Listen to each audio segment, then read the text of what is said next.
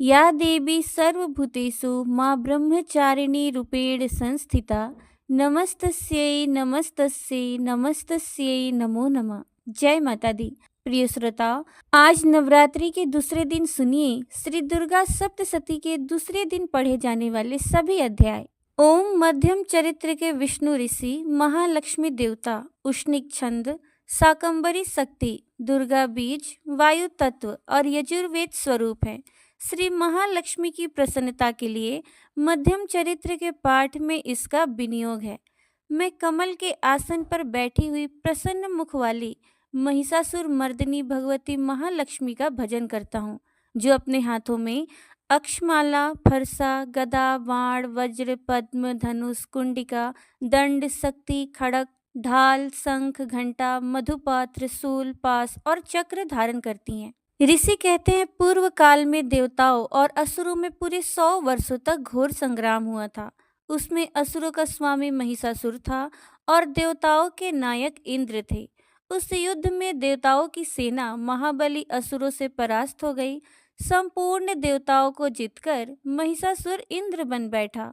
तब पराजित देवता प्रजापति ब्रह्मा जी को आगे करके उस स्थान पर गए जहां भगवान शंकर और भगवान विष्णु विराजमान थे। देवताओं ने महिषासुर के पराक्रम तथा अपनी पराजय का यथावत वृतांत उन दोनों देवेश्वरों से विस्तार पूर्वक कह सुनाया। वे बोले, भगवान, महिषासुर सूर्य, इंद्र, अग्नि, वायु, चंद्रमा, यम, वरुण तथा अन्य देवताओं के भी अधिकार छीनकर स्वयं ही सबका अधिष्ठाता बना बैठा है। उस दुरात्मा महिष ने समस्त देवताओं को स्वर्ग से निकाल दिया है। अब वे मनुष्यों की भांति पृथ्वी पर विचरते हैं। दैत्यों की ये सारी करतूत हमने आप लोगों से कह सुनाई। अब हम आपकी ही शरण में आए हैं, उसके वध का कोई उपाय सोचिए। इस प्रकार देवताओं के वचन सुनकर भगवान विष्णु और शिव ने दैत्यों पर बड़ा क्रोध किया। उनकी भौहें तन गई और मुंह टेढ़ा हो गया। तब अत्यंत कोप में भरे हुए चक्रपाणी श्री विष्णु के मुख से एक महान तेज प्रकट हुआ। इसी प्रकार ब्रह्मा, शंकर तथा इंद्र आदि अन्यान्य देवताओं के शरीर से भी बड़ा भारी तेज निकला। वो सब मिलकर एक हो गया। महान तेज का वो पुंज जाज्वल्यमान पर्वत सा जान पड़ा। देवताओं ने देखा, वहां उसकी ज्वालाएं संपूर्ण दिशाओं में व्याप्त हो रही थी। संपूर्ण देवताओं के शरीर से प्रकट हुए उस तेज की कहीं तुलना नहीं थी। एकत्रित होने पर वो एक नारी के रूप में परिणत हो गया और अपने प्रकाश से तीनों लोकों में व्याप्त जान पड़ा। भगवान शंकर का जो तेज था, उससे उस देवी का मुख प्रकट हुआ। यमराज के तेज से उसके सिर में बाल निकल आए। श्री विष्णु भगवान के तेज से उसकी भुजाएं उत्पन्न हुई। चंद्रमा के तेज से दोनों स्तनों का और इंद्र के तेज से मध्य भाग अर्थात कटी प्रदेश का प्रादुर्भाव हुआ। वरुण के तेज से जंघा और पिंडली तथा पृथ्वी के तेज से नितंब भाग प्रकट हुआ।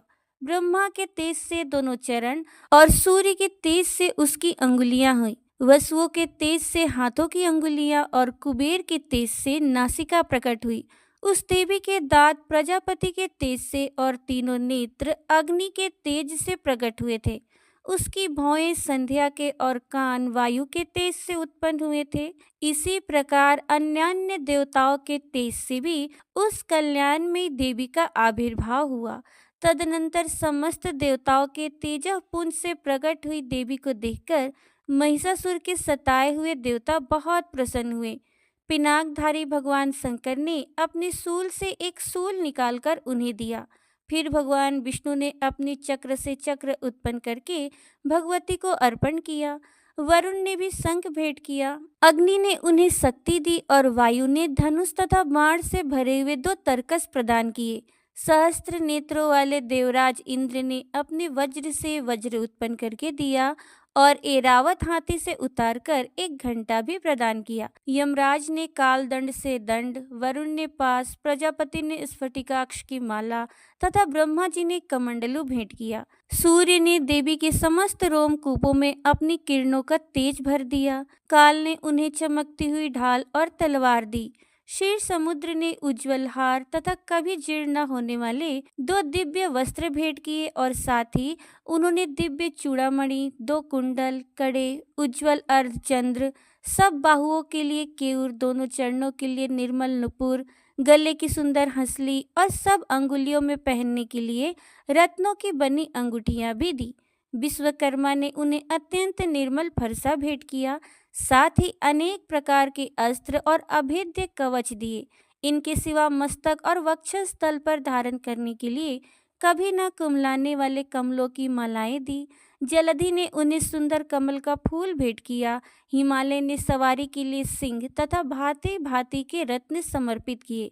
धनाध्यक्ष कुबेर ने मधु से भरा पान पात्र दिया तथा संपूर्ण नागों के राजा शेषनी, जो इस पृथ्वी को धारण करते हैं, उन्हें बहुमूल्य मणियों से विभूषित नागहार भेंट किया। इसी प्रकार अन्य देवताओं ने भी आभूषण और अस्त्र शस्त्र देकर देवी का सम्मान किया। तत्पश्चात उन्होंने बारंबार अट्टहास पूर्वक उच्च स्वर से गर्जना की। उनके भयंकर नाद से संपूर्ण आकाश गूंज उठा। देवी का वो अत्यंत उच्च स्वर से किया हुआ सिंहनाद कहीं समा न सका। आकाश उसके सामने लघु प्रतीत होने लगा। उससे बड़े जोर की प्रतिध्वनि हुई, जिससे संपूर्ण विश्व में हलचल मच गई और समुद्र कांप उठे, पृथ्वी डोलने लगी और समस्त पर्वत हिलने लगे। उस समय देवताओं ने अत्यंत प्रसन्नता के साथ सिंह वाहिनी भवानी से कहा, देवी तुम्हारी जय हो। साथ ही महर्षियों ने भक्ति भाव से विनम्र होकर उनका स्तवन किया। संपूर्ण त्रिलोकी को क्षोभग्रस्त देख दैत्यगण अपनी समस्त सेना को कवच आदि से सुसज्जित कर हाथों में हथियार ले सहसा उठकर खड़े हो गए।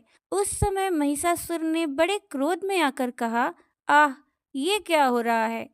फिर वो संपूर्ण असुरों से घिरकर उस सिंहनाद की ओर लक्ष्य करके दौड़ा और आगे पहुंचकर उसने देवी को देखा, जो अपनी प्रभा से तीनों लोकों को प्रकाशित कर रही थी। उनके चरणों के भार से पृथ्वी दबी जा रही थी, माथे के मुकुट से आकाश में रेखा से खींच रही थी तथा वे अपने धनुष की टंकार से सातों पतालों को क्षुब्ध किए देती थी। देवी अपनी हजारों भुजाओं से संपूर्ण दिशाओं को आच्छादित करके खड़ी थी। तदनंतर उनके साथ दैत्यों का युद्ध छिड़ गया। नाना प्रकार के अस्त्र शस्त्रों के प्रहार से संपूर्ण दिशाएं उद्भासित होने लगी। चिक्षुर नामक महान असुर महिषासुर का सेना नायक था। वो देवी के साथ युद्ध करने लगा। अन्य दैत्यों की चतुरंगिणी सेना साथ लेकर चामर भी लड़ने लगा। 60,000 रथियों के साथ आकर उदग्र नामक महादैत्य ने लोहा लिया।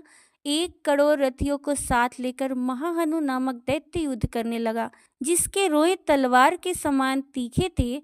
वो असिलोमा नामक महादैत्य 5 करोड़ रथी सैनिकों सहित युद्ध में आ डटा। 60 लाख रथियों से घिरा हुआ बास्कल नामक दैत्य भी उस युद्ध भूमि में लड़ने लगा। परिवारित नामक राक्षस हाथी सवार और घुड़सवारों के अनेक दलों तथा 1 करोड़ रथियों की सेना साथ लेकर युद्ध करने लगा। बिडाल नामक दैत्य 5 अरब रथियों से घिरकर लोहा लेने लगा।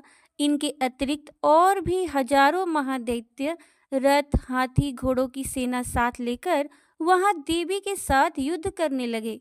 स्वयं महिषासुर उस रणभूमि में कोटि कोटि सहस्त्र रथ, हाथी और घोड़ों की सेना से घिरा हुआ खड़ा था। वे दैत्य देवी के साथ तोमर, भिंदीपाल, शक्ति, मुसल, खड़क, परशु और पट्टिस आदि अस्त्र शस्त्रों का प्रहार करते हुए युद्ध कर रहे थे। कुछ दैत्यों ने उन पर शक्ति का प्रहार किया, कुछ लोगों ने पास फेंके तथा कुछ दूसरे दैत्यों ने खड़क प्रहार करके देवी को मार डालने का उद्योग किया। देवी ने भी क्रोध में भरकर खेल खेल में ही अपने अस्त्र शस्त्रों की वर्षा करके दैत्यों के वे समस्त अस्त्र शस्त्र काट डाले।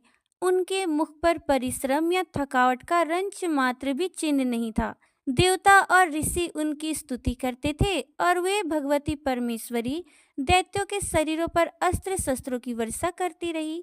देवी का वाहन सिंह भी क्रोध में भरकर गर्दन के बालों को हिलाता हुआ असुरों की सेना में इस प्रकार विचरने लगा, मानो वनों में दवानल फैल रहा हो।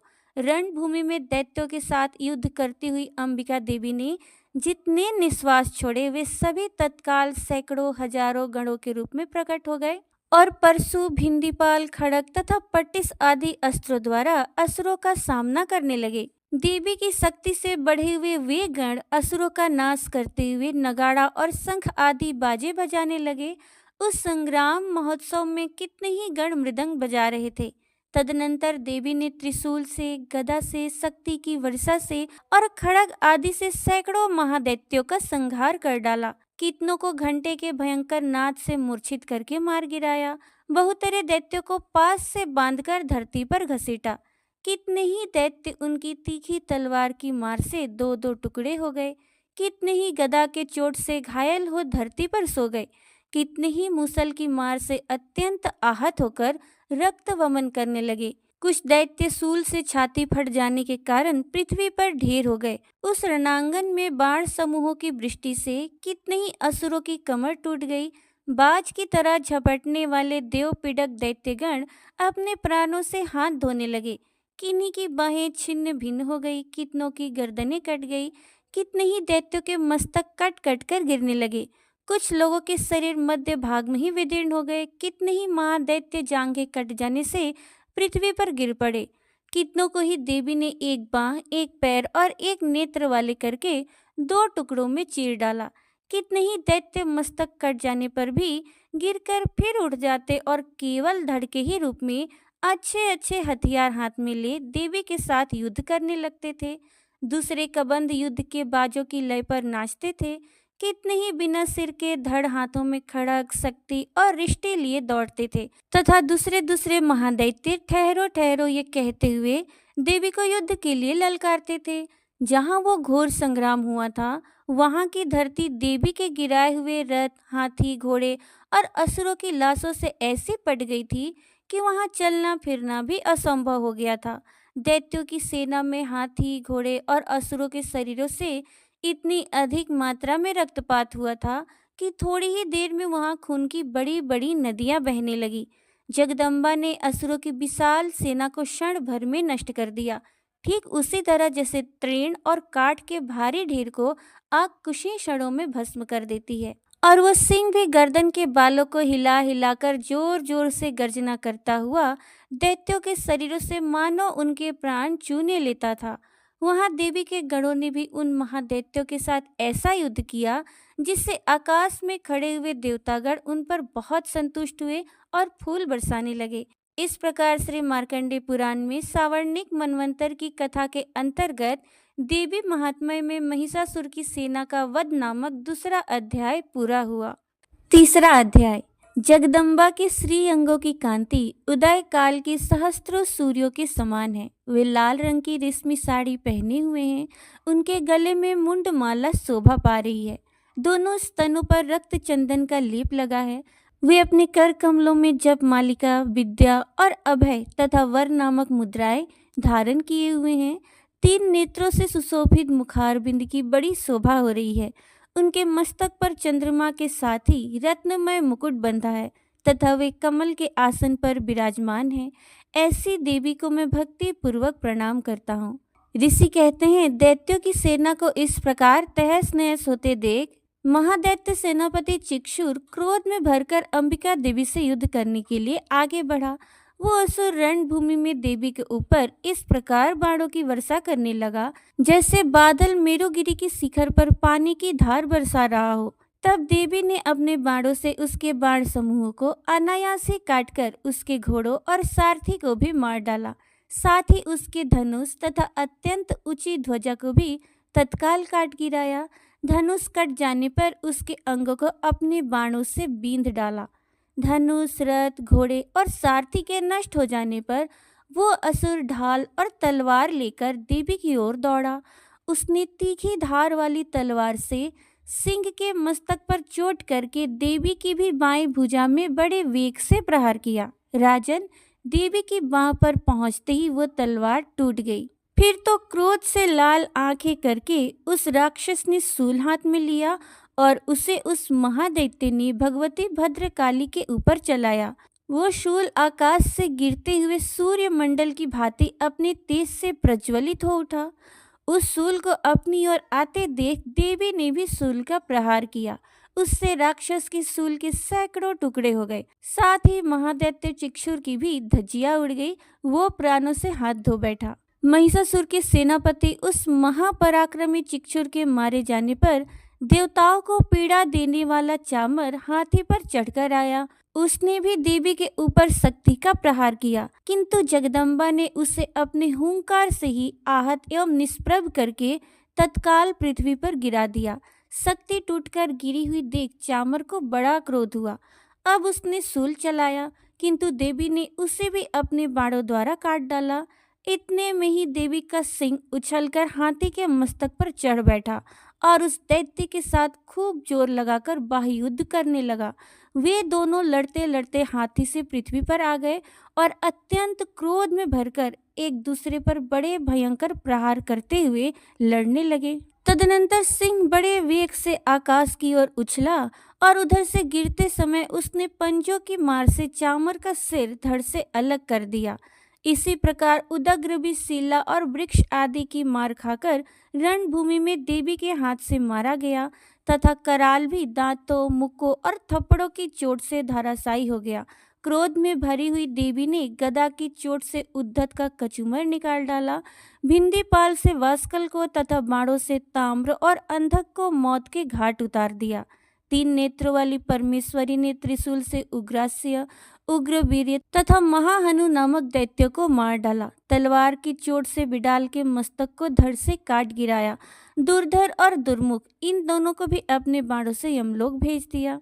इस प्रकार अपनी सेना का संहार होता देख महिषासुर ने भैंसे का रूप धारण करके देवी के गढ़ों को त्रास देना आरंभ किया। किन्हीं को थुथुन से मारकर, किन्हीं के ऊपर खुरों का प्रहार करके, किन्हीं किन्हीं को पूंछ से चोट पहुंचाकर, कुछ को सींगों से विदीर्ण करके, कुछ गढ़ों को वेग से, किन्हीं को सिंहनाद से, कुछ को चक्कर देकर और कितनों को निश्वास वायु के झोंके से धराशायी कर दिया। इस प्रकार गणों की सेना को गिराकर वो असुर महादेवी के सिंह को मारने के लिए झपटा।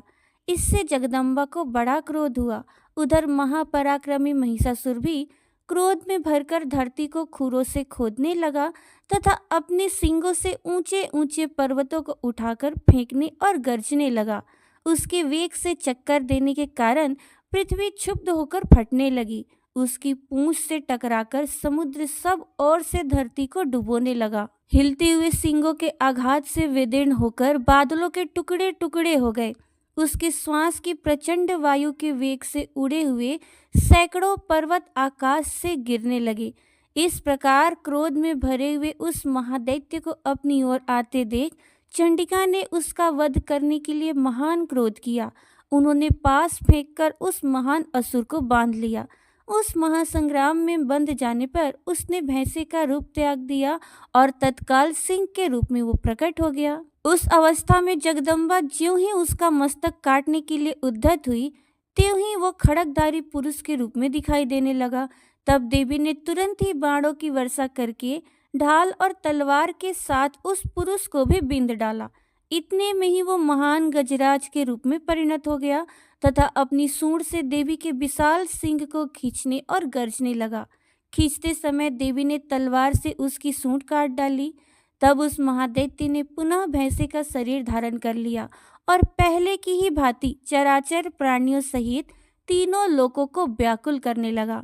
तब क्रोध में भरी हुई जगन माता चंडिका बारंबार उत्तम मधु का पान करने और लाल आंखें करके हंसने लगी। उधर वो बल और पराक्रम के मद से उन्मत्त हुआ राक्षस गरजने लगा और अपने सींगों से चंडी के ऊपर पर्वतों को फेंकने लगा। उस समय देवी अपने बाणों के समूहों से उसके फेंके हुए पर्वतों को चूर्ण करती हुई बोली। बोलते समय उनका मुख मधु के मद से लाल हो रहा था और वाणी लड़खड़ा रही थी। देवी ने कहा, ओ मूढ़, मैं जब तक मधु पीती हूँ तब तक तू क्षण भर के लिए खूब गर्ज ले। मेरे हाथ से यहीं तेरी मृत्यु हो जाने पर अब शीघ्र ही देवता भी गर्जना करेंगे। ऋषि कहते हैं, यो कहकर देवी उछली और उस महादैत्य के ऊपर चढ़ गई। फिर अपने पैर से उसे दबाकर उन्होंने शूल से उसके कंठ में आघात किया। उनके पैर से दबा होने पर भी महिषासुर अपने मुख से दूसरे रूप में बाहर होने लगा। अभी आधे शरीर से ही वो बाहर निकलने पाया था कि देवी ने अपने प्रभाव से उसे रोक दिया। आधा निकला होने पर भी वो महादैत्य देवी से युद्ध करने लगा। तब देवी ने बहुत बड़ी तलवार से उसका मस्तक काट गिराया। फिर तो हाहाकार करती हुई दैत्यों की सारी सेना भाग गई तथा संपूर्ण देवता अत्यंत प्रसन्न हो गए। देवताओं ने दिव्य महर्षियों के साथ दुर्गा देवी का स्तवन किया। गंधर्व राज गाने लगे तथा अप्सराएं नृत्य करने लगी। इस प्रकार श्री मार्कंडेय पुराण में सावर्णिक मनवंतर की कथा के अंतर्गत देवी महात्म्य में महिषासुर वध नामक तीसरा अध्याय पूरा हुआ। अब सुनिए सिद्ध कुंजिका स्तोत्र का पाठ। क्योंकि सिद्ध कुंजिका स्तोत्र के पाठ के बिना दुर्गा सप्तशती का पूर्ण फल प्राप्त नहीं होता। सिद्ध कुंजिका स्तोत्रम। शिवजी बोले, देवी सुनो, मैं उत्तम कुंजिका स्तोत्र का उपदेश करूंगा। जिस मंत्र के प्रभाव से देवी का जप पाठ सफल होता है, कवच, अर्गला, कीलक, रहस्य, सुक्त, ध्यान, न्यास, यहाँ तक कि अर्चन भी आवश्यक नहीं है। केवल कुंजिका के पाठ से दुर्गा पाठ का फल प्राप्त हो जाता है। ये कुंजिका अत्यंत गुप्त और देवों के लिए भी दुर्लभ है। हे पार्वती, इसे स्वयोनि की भांति प्रयत्न पूर्वक गुप्त रखना चाहिए। यह उत्तम कुंजिका स्तोत्र केवल पाठ के द्वारा मारन, मोहन, वशीकरण, स्तंभन और उच्चाटन आदि आभिचारिक उद्देश्यों को सिद्ध करता है। मंत्र: ओम ऐं ह्रीं क्लीं चामुंडाय विच्चे। ओम ग्लौं हूं क्लीं जुं सः। ज्वालय ज्वालय ज्वल ज्वल प्रज्वल प्रज्वल। ऐं ह्रीं क्लीं चामुंडाय विच्चे। ज्वल हम सम लं छम फट स्वाहा। मंत्र में आए बीजों का अर्थ जानना न संभव है, न आवश्यक और न वांछनीय, केवल जब पर्याप्त है। हे रुद्र स्वरूपिणी, तुम्हें नमस्कार। हे मधु दैत्य को मारने वाली, तुम्हें नमस्कार है। कैटव विनाशिनी को नमस्कार। महिषासुर को मारने वाली देवी, तुम्हें नमस्कार है।